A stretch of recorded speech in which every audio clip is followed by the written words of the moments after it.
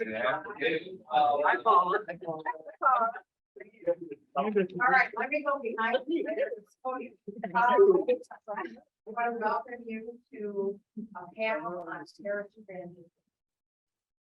All three of us, Reverend Terry Haroon, myself, and Jordan Parish have all gone through or are in the process of going through transitions in the parish, mostly in their leadership. And I came to Terry's story. I believe that leadership also. Correct? I got a question right away. Will you define leadership? We've been talking about this here. Transition in leadership. What do you mean by that? Change in the pastoral role. How's that?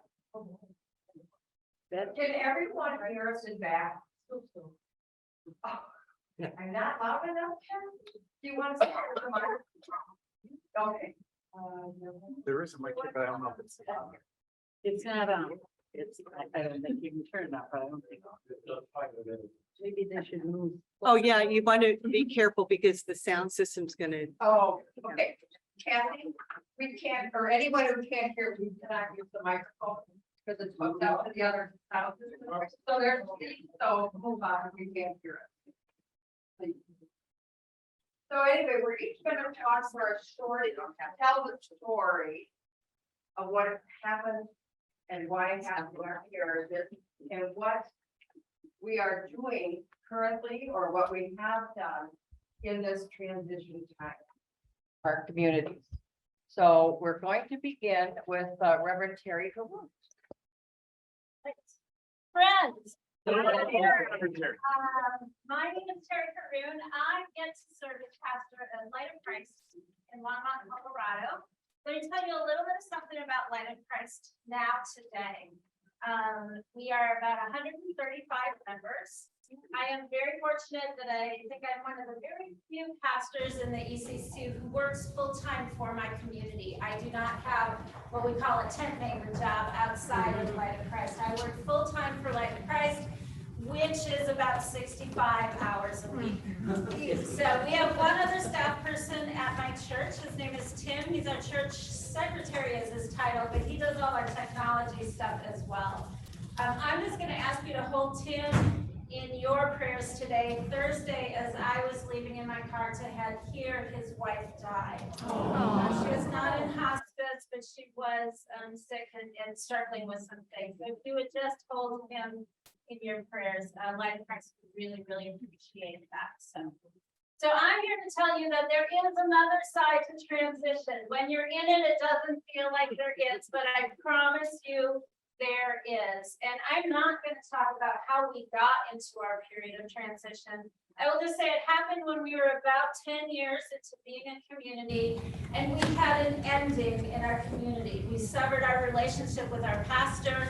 A lot of times endings are messy, and our ending was messy. And there wasn't anybody in the community, either who stayed or who left, who was happy with the messy process that created that ending. But about 2/3 of us were still at Light of Christ. And so we entered into an intentional transition time together.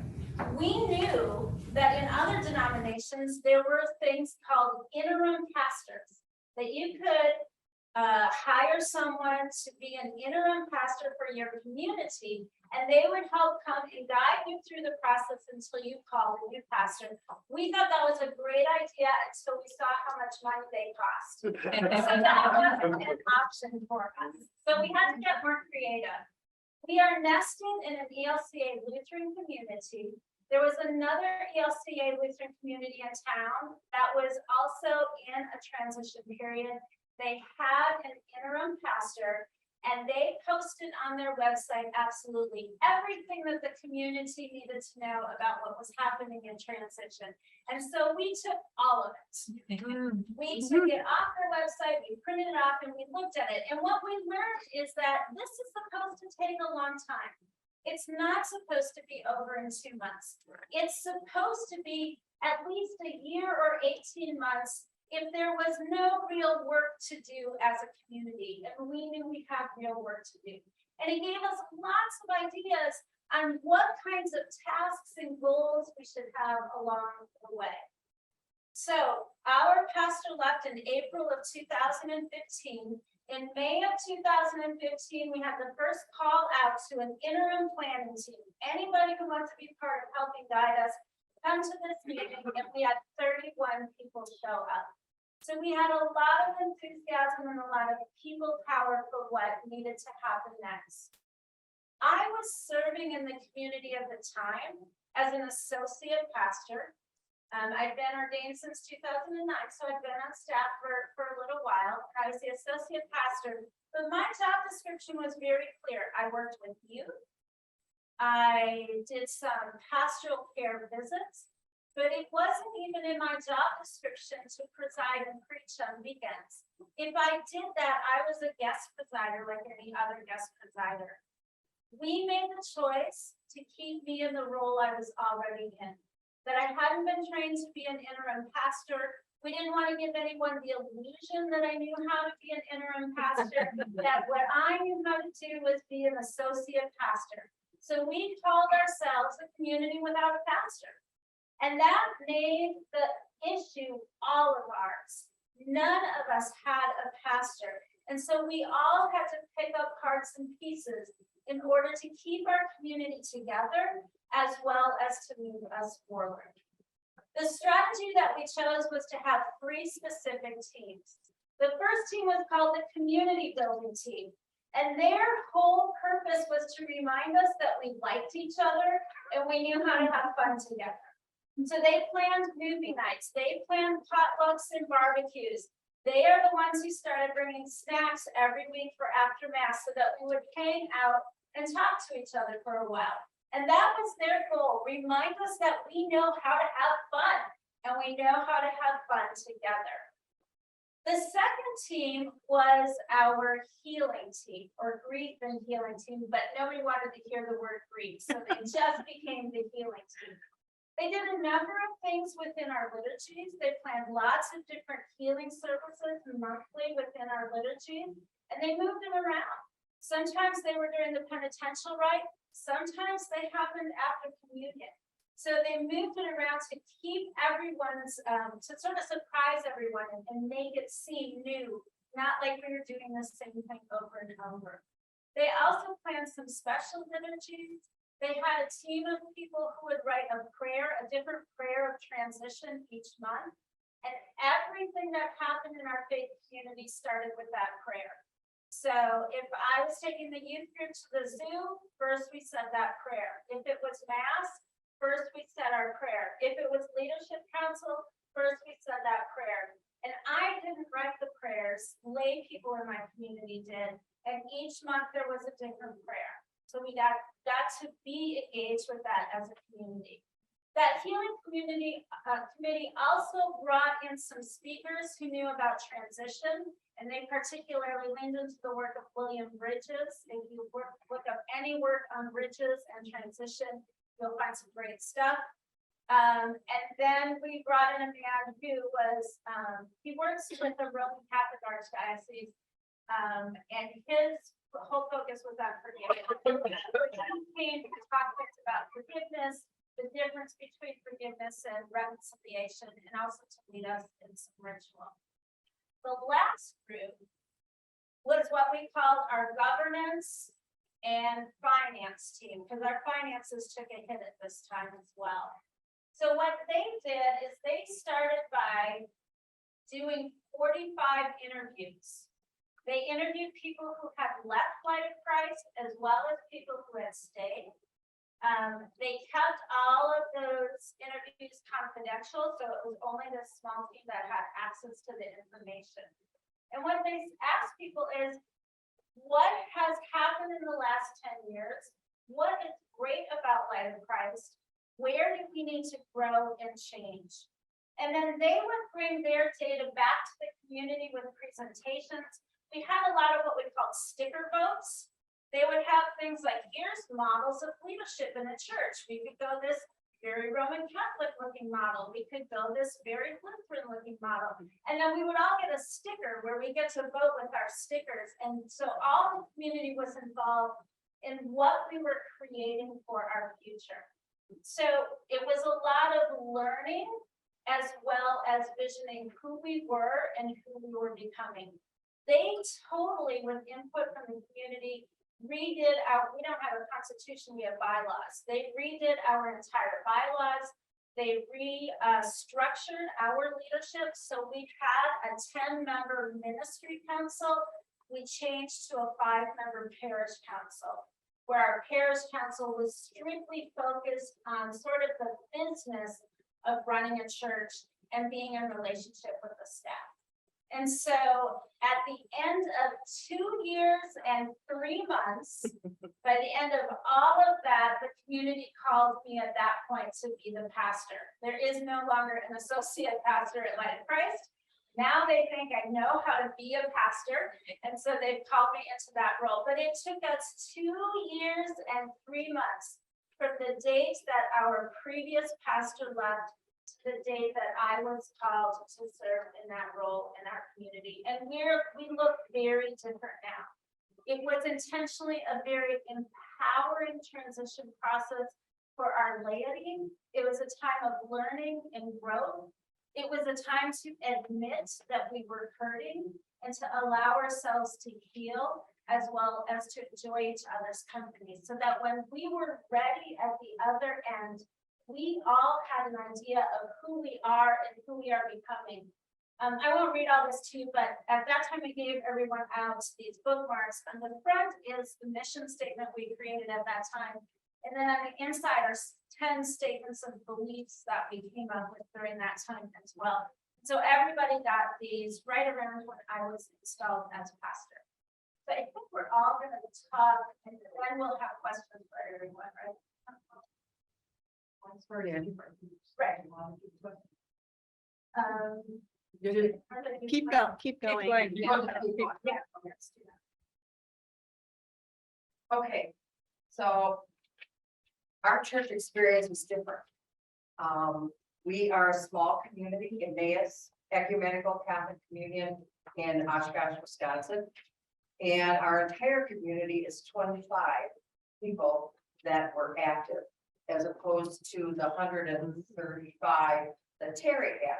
So we were a very small community, and we had a situation where our pastor had told us ahead of time that he was going to retire.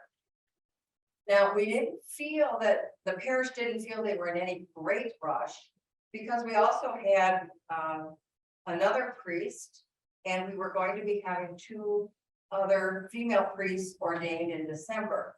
So we thought, well, okay, we've got the senior priest who has been kind of associated and done everything with our pastor and knew everything, because we were small. So we thought, well, okay, we are going to have, Father Jake to kind of lead everybody and help the 2 new priests that we were ordaining, and we would be pretty good. It would last us a while until we could move ahead. Well, what happened was Father Jake decided this was in the end of December, our pastor retired. So in January, no, actually in March, our other priest, Father Jake, decided that he wanted to retire from our community also. He had some other interests. He had too much on his plate. He was traveling, a distance for every mass. So there we were, all of a sudden with 2, and I think he gave us a month. And so at the end of March, he was done. So we had 2 new priests who were not really prepared or interested in being a pastor to our parish. It just wasn't going to work. So what we did was we formed, the parish council formed a transition team. And this transition team was charged into looking ahead and looking at the future, and what did we want to be as a church for our community? What did we want to create ourselves? Did we want to focus on different areas than we were already focusing on? We looked at our ministry teams, and we looked at, wow, how are we going to manage this? We can do it. So the transition team was basically charged with finding out that information from the community And then going out and developing a job description and trying to find. And now, if you haven't looked, we have a poster out there. We are looking for a new pastor in Oshkosh, Wisconsin. So we would be delighted, take it full tab. Paid public service announcement. So what we did as a transition team. We had, well, I should back up a little bit. We started, Reverend Jake started us, I believe, and Father Mike. Before Father Mike left, was a professional consultant who did parish consulting as a profession. But he was from a different denomination completely. He was not, close, that it was just, okay, you can come anytime and talk to us. So we started out with him and really identifying what we needed as a parish. You need someone to handle the books, you need someone to schedule the events, you need someone to preach, you need someone to minister to the sick, all those things. So he had a list of maybe 28 to 35 attributes. And we as a community did a survey, talked about those attributes. And then our survey was, did you think this role could be completed by a pastor? Could it be completed by a lay person or a minister that was trained? Or just, could it be anyone in the community?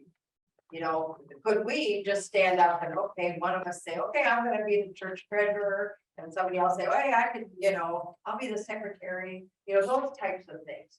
So we had this original survey to work from at the end of March.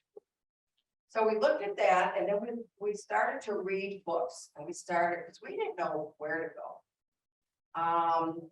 I contacted Trish Bonnie, who is also pretty much an expert in transitions and had done this, I believe, previously in the Roman Catholic Church. And I contacted Suzanne Schleiman, thank you. Suzanne S. Oh, there's Suzanne. Hi, Suzanne. Betty contacted Suzanne. We talked about, well, what's the process? What do you think? How do we do this? And would you be willing to help us? And then when we got all their information, we felt as a transition team, we could probably move ahead on our own. So we did that. And we started looking. The first thing that came to us was a very traditional, I believe at least 50-year-old book that had the roles of a priest. I mean, are you this? Are you that? And I said, boy, none of those attributes speak to me. This is not who we made us. This is not our communion. And we kind of all agreed. So then we went out and started to, okay, everybody gather articles, read books. Well, so we talked about the different books that we read, and we talked about some of the things that that we learned. And I'm going to just talk about ones that I read. Saving Jesus from the Church. This is an awesome book for forming community. Not so much for the formation of a community, but it was more about what you believe. So it was keeping, what do we want in a pastor? We wanted someone, of course, we want someone vivacious and very accomplished, who could go out in the community, bring in more parishioners, lead us in outreach, it just doesn't. But this is about saving Jesus from the traditional church. And I also got involved in a group called Fresh Expressions. They're based out of Florida. I believe they started over in Europe, but they have a great strong base in Florida. And Fresh Expressions is about starting church where you are. Like pizza church, go to the bowling alley and start talking to the people in the bowling alley, and all of a sudden, and it isn't talking about church. It's just talking. It's about making relationships, making community with each other, then introduce the church. They're also very, very big on the dinner church movement. And I love the concept of dinner church. So that's a segue. We joined with another community in Appleton, which is 30 minutes from us. And we have been involved in doing dinner church. But this is one of their books, Becoming Church. And it talks about how do you decide who you want to be at the church. But the one we really all fell in love with was part-time is plenty. This is about having a part-time pastor. Now, if you've done any research in the new movements of parish leadership, it's part-time pastors. They're bivocational. And we have many churches, right, even in the ECC, where their leadership or their pastors are bivocational. That means you have a job that pretty much supports you, and we can give you about 5,000 a year that, you know, can maybe go to the grocery store for a month. Again, so that, I mean, this is what it's about, and this is where it's going. It's not going to full-time pastors, because communities are dwindling, you know. They can't afford a full-time pastor. Who's the author? The author of this is G. Jeffrey McDonald.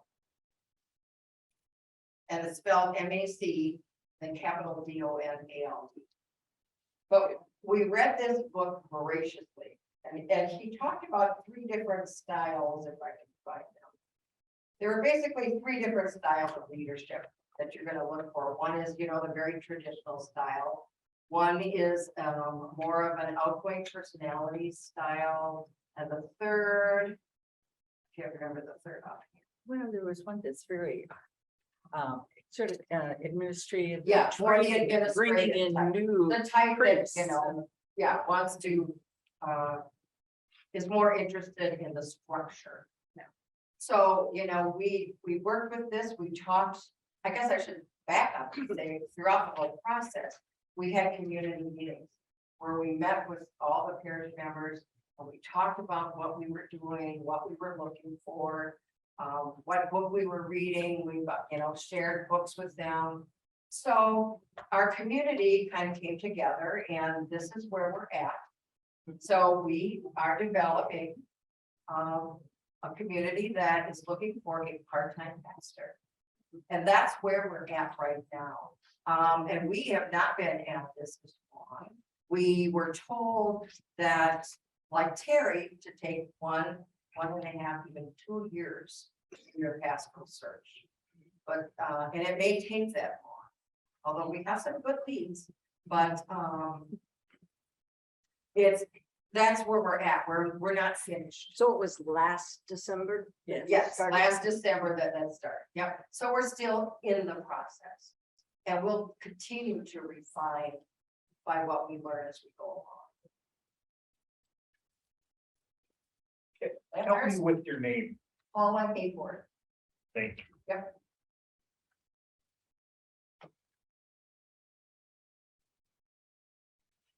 Our story is very similar to Amazing since Claire and Francis here in St. Louis.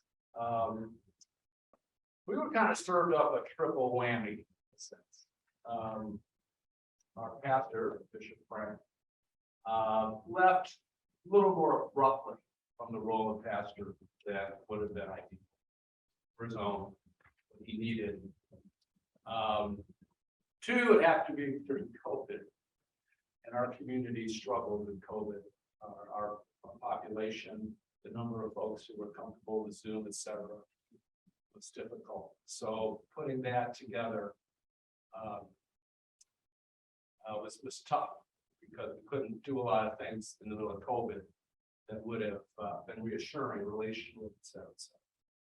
So we had a couple really tough things going on. On the other side, we had some benefits.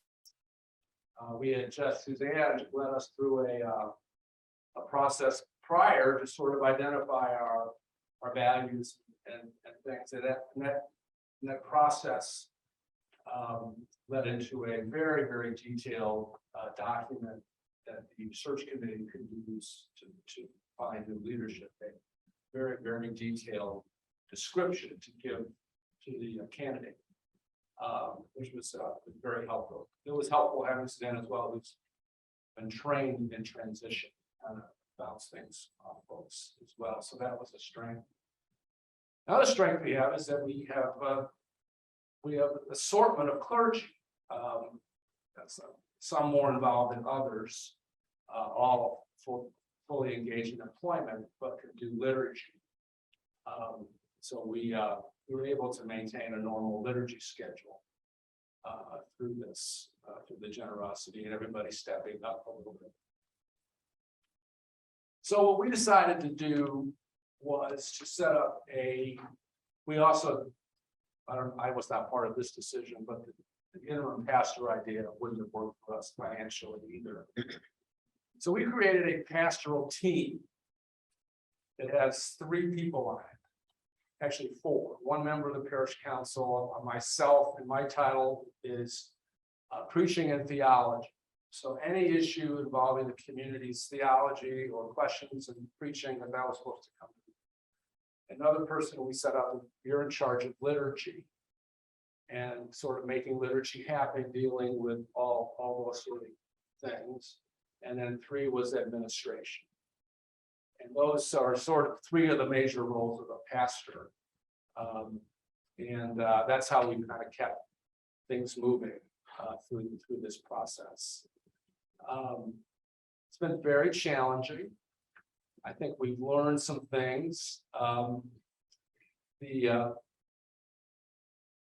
ask, why are people coming to church these days? You know, people come to church to be known, much more than to come hear the stirring homily, which they can get online. And it is some people who are less the core of the group have grown up wanting to be known by a pastor or whatever. So when that connection is broken, for some people, that breaks something. Is that healthy? I don't know, but it just seems to be real. You know, that the pastor role in terms of knowing the name of, the story of various people, that's a weakness. The other weakness is, and during this transition, seems to me is because everybody who was serving on the parish council on this were all doing other things and their jobs were specific. It's difficult to go through a time where nobody is sort of gets up in the morning and my first priority is how to make this church go. You know what I mean? And that's a leadership role that we've looked to pastors to do. And if we're going to have part-time pastors or other team members, we got to think through how to get that energy communicated. It's somewhere in the organization, somebody's got to wake up with their first thought and their first prayer being, what is happening? Versus, I do this, that's not my job, which is what happens when it's all sort of spread out. And I think our folks at our ages, whatever, expect and need that from somebody. So it's been a difficult time for us. We're moving through it. We have some lots of very, very skilled folks somewhere in this room. Over here, you're looking at the entire lay preaching team of me and those 3, and they have all just stepped up and done this awesome work. And Suzanne has been taking really the lead and keeping in the presiding role. So our core is strong, the love is there, but it's been hard. No question about it.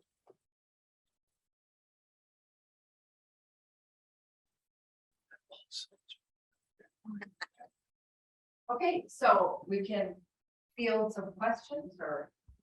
Yeah. Question for George, what's the size of your community numbers? Boy, right now, I would say there's maybe 50 members. Down from over 100 a few years ago.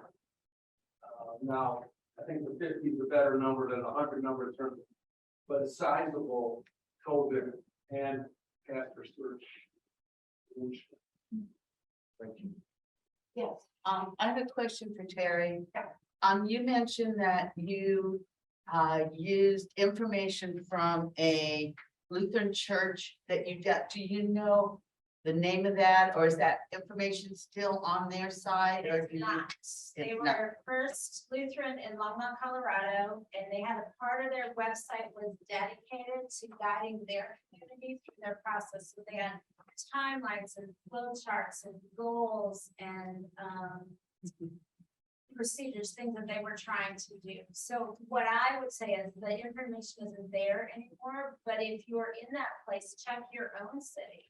Who do you know who might be in transition, and can you check out their website and see, or call them and find out what could we learn from you? Or do you have that information still? I do not anymore, but I probably have a gentleman who does if you're interested. I was just, okay. I have a question, Terry. Was there ever a credible alternative to you that you had to deal with emotionally? With somebody that Wow, okay. came close, or there was a credible pastor candidate other than yourself? So if you can't hear his question, was there ever a credible candidate other than myself? And I think you're trying to, a little at my emotions to be part of this. So the old bylaws had a pastor and an associate pastor, because our finances had taken a big hit at this time. We knew we couldn't afford that anymore. So the new bylaws only had a pastor, and I was working as the associate pastor. And the call was going to go out to anybody. So I was going to apply with anybody. I went to the team at that point and said, I am feeling very vulnerable, because if I don't get the call to pastor, the job I'm in right now isn't here. And if that happens, I'm leaving quickly. I'm not going to probably help you transition at this point. And so what we agreed on is to revamp our bylaws at that point, that because there was active clergy interested within the community, that they would only discern related to me. And if they discern that they did not want to offer it to me, then they were going to open the call up outside of what. So we sort of worked together to get to that place. A lot of that probably happened behind the scenes. Not most of what Christ knew we were having this conversation. So because it was clear to me that I represented at this point a lot of stability for the community. So for the community to hear that I was feeling vulnerable or I was feeling uncertain would have been helpful to the community, and I was invested. Paul, you said you had a couple good or not options, but possibilities. Where did those come from? I wanted to talk, should have mentioned that. We're getting very creative in how do you find a pastor. There are sites online, we found 5 sites online that, you know, are for pastors, or priests, you know, however, or associate pastors.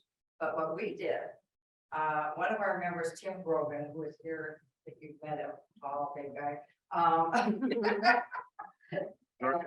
Yeah, so Tim, yeah.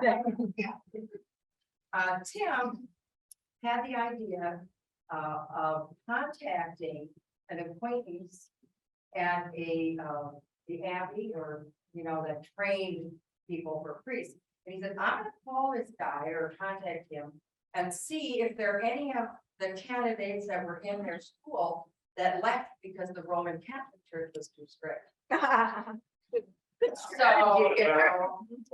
So, you know, this guy, he got a hold of some people, and I honestly, I'm not sure where we're at with that, whether anybody else has responded. We put an ad on Facebook, and I put it on our Facebook page and on our website. And we've gotten some through the Facebook page, probably not by. So how do you plan to evaluate? Well, we haven't quite gotten that far. Most of it would be looking at our job description. And do they meet that job description?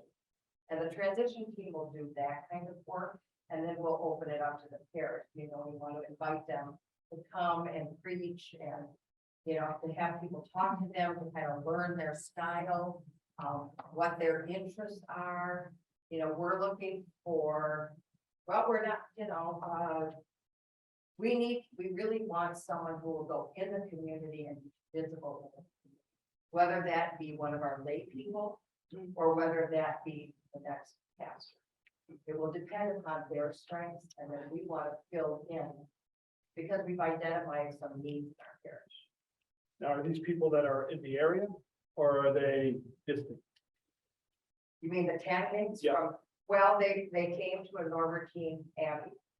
So wherever they came from, we're hoping they're close by. We also have a couple people who had expressed interest in, you know, they were interested kind of on the fringe, I don't know. So we recontacted them to see whether they have further interest. Because that happened, you know, in previous years, when we weren't looking for any funds, we didn't need extra help at that time. But I think you have that if they're local. Paula, could you stand closer to the microphone? yes, Thank you. yes. Sorry. I don't know if they're local. I can't answer that question. Okay, You know, and that's why we're looking at the model of a part-time pastor and filling in with an administrator, a part-time administrator. You know, someone to handle those details. And then the pastor to be allowed to really excel in their gifts. Yeah. So I'd like to hear from each of you. You know, my sense is there's some slowing down, paying attention and dreaming and visioning what you do want. Can you speak to what you had to let go of and what's been a surprise? Oh. I think it was very difficult to let go of our current pastor. Father Mike had been ordained. Most of us were, you know, members of the parish when he was ordained. And, you know, it's kind of like we grew up with him. You know, so that was probably the most difficult, to think that he would no longer be with us. But we really, Father Jake was with us for a number of years, so we really felt, okay, we're gonna be okay with it. That we couldn't rely on him. Can we hear from George? And Yes, yeah. What was the question? What have you found yourself needing to let go of in this process? And what has surprised you? And come a little closer to the mic, please. You know, this is a great question. I think it's been hard for me personally. To be part of something that's struggling. That doesn't look like a success already.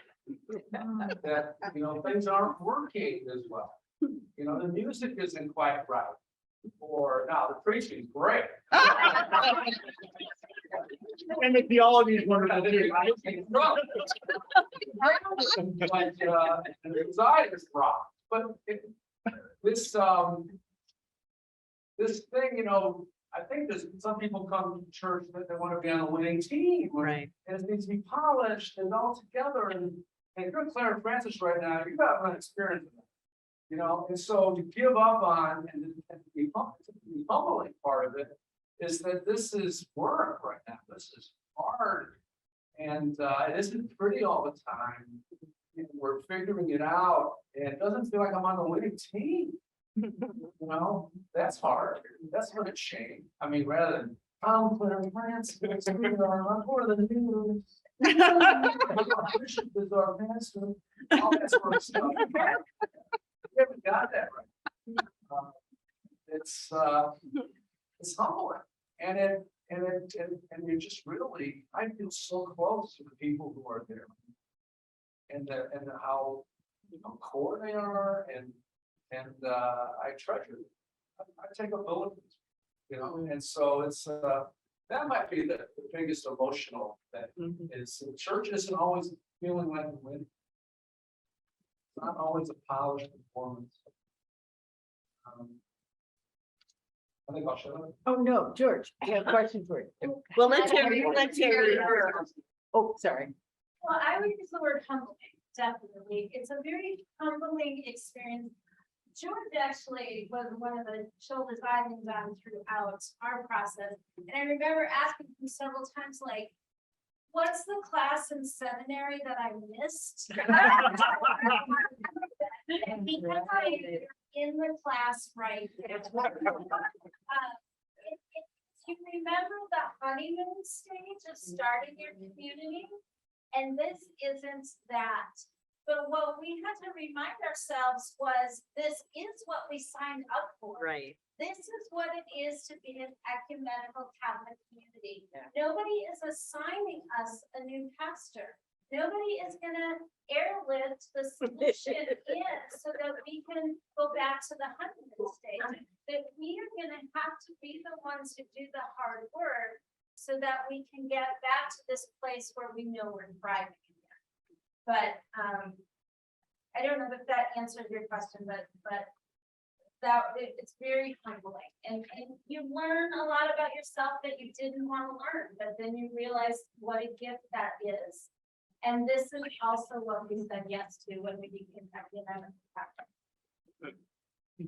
And I think we need to add for all of us that this whole process is really hard. It has caused some rifts, it has caused, some people to kind of start to talk, amongst their like-minded or try to, okay, come on this way, or, oh, you don't agree with what they're doing. No one wants to paint a rosy picture about transition. So, yeah. I know there are other people, and this will be the It's last thing I perfectly say. fine. I have been through transition for 5 years. And the one thing I would say to both of you guys is whoever you decide, it's gotta be a courting process. We tried the one weekend thing twice and it failed it went very poorly. So if there's one thing I would say, if you find a candidate, it's gotta be someone. ECC communities tend to be small. They tend to be very formed in each community on their theology. So you really want to make sure that person can marry into your church. That a one day or Right, one the one weekend thing, it's really a courting process. That's one thing I wish we would have done more of in both of our calls. Is that it was one weekend, we had them come in and that didn't end up working. So I would say definitely. Well, thank you. That's a really good valid point. Thank you. Alan. Did Betty want to?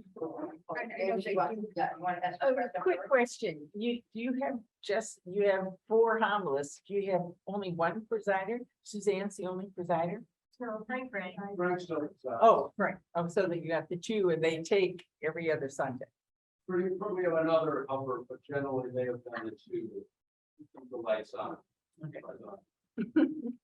So Okay, Alan. now I have a question. Now John is waving at you. Do you have a question or the? I had a question back before I lost. For Terry. Quick question. I'm impressed with your 3 teams. Who were they accountable to, or who was coordinating what everybody was doing? Okay, so we did still have a ministry council at the time. So the way we were structured is 10 different ministries had ministry team leads. And those folks came together to be the ministry council that led the community. So these 3 new teams that were created were accountable to the ministry council. After we did our transition, we no longer used that model. We used a parish council model. So Thank you. Alice. So, one of the things that I'm wondering about is credentialing of the people that you're searching for. And it seems that, at least my community, I can only speak for my community, is very Catholic, as in evolved from the Roman Catholic Church. And yet we're ecumenical and we have ties to other embedded communities. And so are you open to a pastor from a UCC church or other churches? And, how does that factor in how that sits with the community, how that person leads? Because I think that there's and I wonder the difficulties too, just the cultural aspect of kind of how you operate in the world is often different between different churches. And that's the thing that really keeps us apart, not the important stuff. So I Yeah, just kind one of, day. I have those thoughts going around my brain saying, how do you find someone when ECC doesn't have this Yeah. We've been huge, doing, You go first. we've got Yeah. 4 credible proposals, and only one is, any of them come from the Roman Catholic tradition. So in that, we've had a conversation about, ECC and theology and practice and being incarnated and a bishop. All that stuff with an education. And not a disqualified, no one disqualified themselves from that for that. Not one of our. That's. come from- we just don't have it. I might be wrong, but we faced that issue on several cases, and it's important. Because they're comfortable in a sacramental world. Yeah, and that's part of our, in our job description. Their eligibility, they have to be eligible to become an ECC priest. Okay, that is one of the things, and so we will entertain, anyone, I would love a ECC priest, or, someone with. Well, I'm on the progressive side of church, and there's others who are in the more traditional, let's go back to Roman church. I got on this side, wait, the left side. Depends on which side you're on. So we actually, our parish is kind of a blend. We've been talking about that. How do you appeal or fulfill the needs, expected needs of all your members? And we only have 25. So I can't imagine fulfilling the needs of 135 or 200 or even 60. And that's probably why people shop churches. Now, if you're from the Roman Catholic tradition, you did not dare shop churches. So, but we're learning, we can shop churches. You're almost at the 10 to 4 mark. We're dead ready. Well, yeah, it's Jen? almost 10 to 4. Yeah. Okay, oh, yeah, well, sorry. We just wanted to give you a heads up so people Yes, can it's do time, the, yeah. Jen? Maybe I'll make this more of a comment than a question then, but I just think it's really important in writing the job description to be realistic.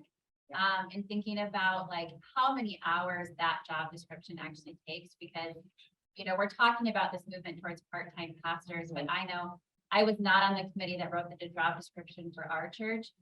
It was listed as a part-time job with a part-time salary, and everything listed was a full-time job. That's true. I saw your job Yeah, description. right? And there's not God. I mean, honestly, I looked at that and holy crow.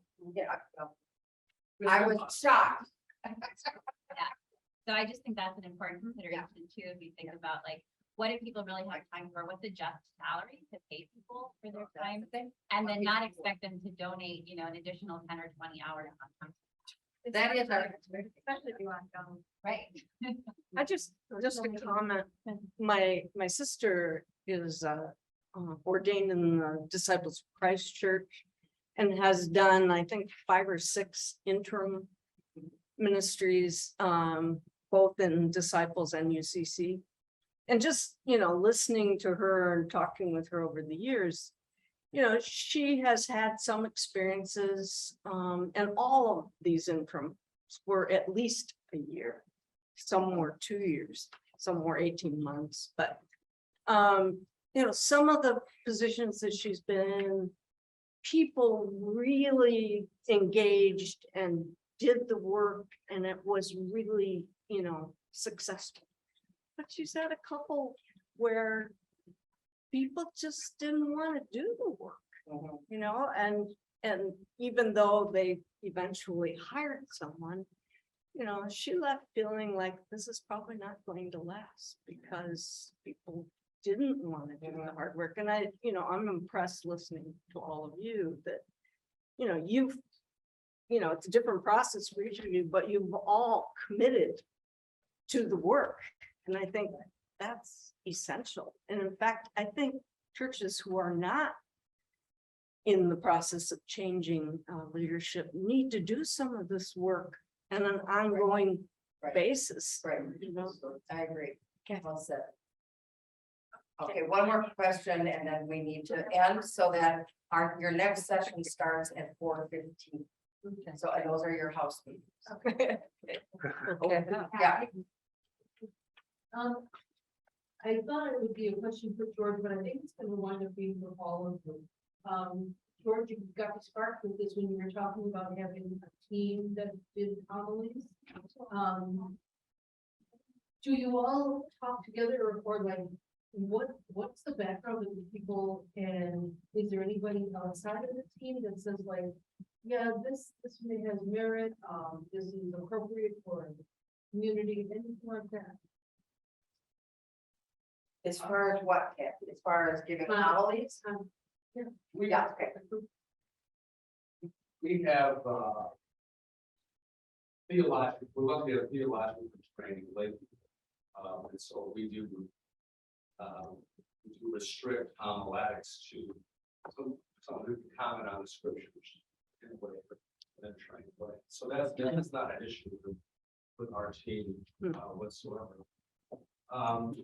We do, one of my responsibilities over the years has been as the preaching coordinator, which seemed to be delegated from the pastor, to keep an eye on quality control.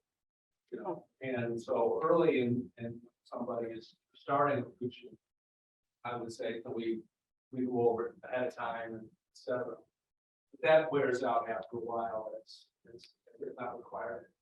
So, but we do have a quality control eye, but in our is really gifted, highly trained people. I think George, you need to say everyone has an MDiv. No. No, not a master's in theology Of some kind. of some type, yeah. Theological training, at Training. least at a level of graduate. Yeah. Right. I would say that we all desire that we would talk together, but practically we haven't found a way to make that work. We live together, so we. Yeah. So we workshop our families with each other, and the rest of the team is jealous of that. Yeah. And want-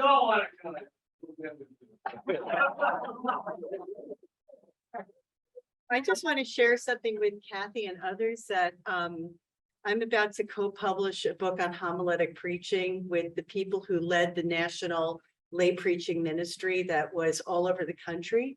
And we'll be offering their training for both lay and ordained for people who want to refresh their preaching or lay people that feel called to preach and want to go through a rigorous training for that. So, you know, at some point I'll be able to tell you exactly what that'll look like. Probably start in February. So. So we don't necessarily have a lay preaching team at my community. I'm a primary preacher. We have a couple folks who will, if I tap them and work with them to help them develop it. It's a goal I'd like to have, but where we're fortunate is we're part of Colorado. And our 5 communities are geographically about 2.5 hours apart at most. And that not only helped us have guest preachers and desires, but also really helped us have a sense that we were part of something much larger than ourselves, that there was strength and stability in the communion, and we could lean into that. And that was something that was really important for our process as well. So I'd say, even if you're not geographically close to others, in this age of Zoom, you may be able to invite folks. If you hear of a community that is in transition, don't assume their bishop is checking on them. Don't assume that the clergy talk to each other. Just make the call and say, can we pray for you at our church? We're going to pray for you for the month of November at our church, because that's what the Colorado communities would do for us. They would all say, I think for a while you all had a candle on your altar that represented light of Christ. So, so that we were connected to each other, and we can do those things at a distance. Right. Yeah, I just wanted to say that, I personally am certified in your ministry. I went through the GP training to make that certification, but I guess my comment is that what I'm hearing from different communities, from our 3 guest speakers, is that they kind of had to blaze that trail on their own. And I'm just wondering if at the ECC level, if it would be possible to put together resources like how, so a community that loses their pastor, either they know it ahead of time or it happens suddenly, they know where to go.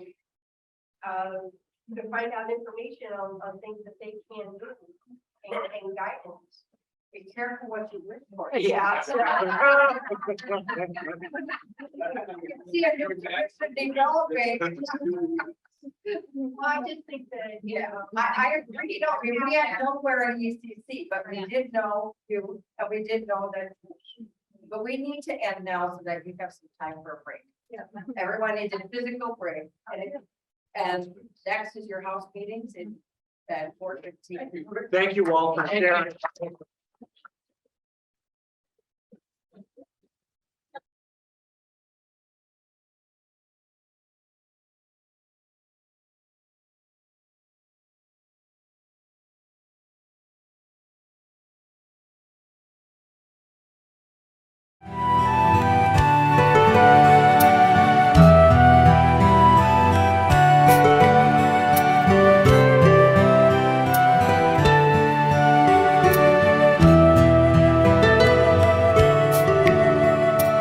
Come to me, all you who hunger, come be nourished without price. Come and drink of that new river of life. Bring the lowly and the children, bring your labor and your strife. Come and drink of that new river of life. Why waste your money on things that are not real, on food that will not nourish you, and on water that cannot fill?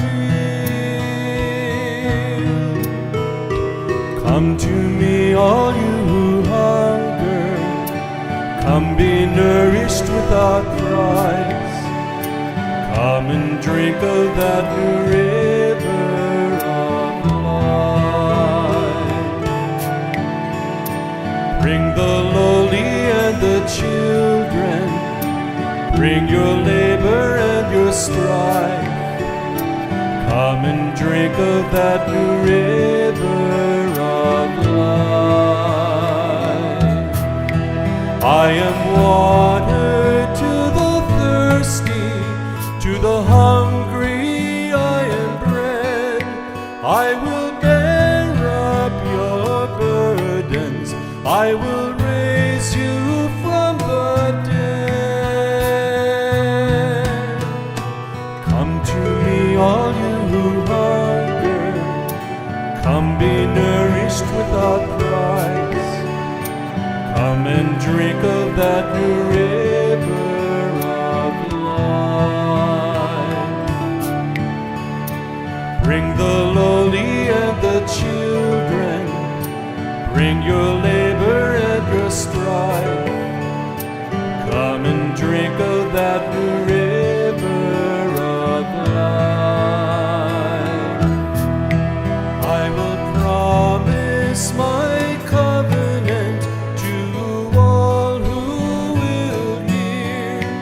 Come and seek me where I am found. I will always be ever near.